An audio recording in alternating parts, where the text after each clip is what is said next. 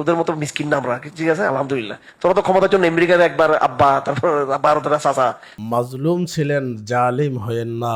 আপনাকে ফেসবুকে কে না কে কটু কথা বলেছে, গালি দিয়েছে, সে জামাতের হতে পারে, বিএনপির হতে পারে, আওয়ামী লীগের হতে পারে। যেহেতু আপনাকে গালি দিয়েছে, আপনি তাকে জামাতের লোক ধরেই নিয়েছেন।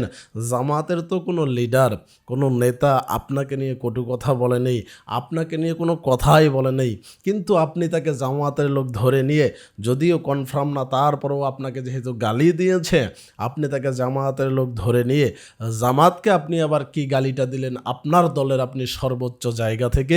আপনি আমেরিকাকে নাকি জামাত আব্বা ডেকেছেন, মানুষের পিতা একজন, আপনি আর একজন বানিয়ে দিলেন। এর থেকে বড় গালি আর কি হতে পারে? আর আপনি যেখানে বসে আছেন ওই জায়গায় যদি জামায়াতের কোনো নেতা থাকতো, এতক্ষণ তো সমালোচনা করে ধুইয়ে দিতেন। এখন আপনার সমালোচনাটা কে করবে? আপনার পর্দা কোথায়? পর্দার আয়াত কি শুধু জামাতের জন্য, আপনাদের জন্য না?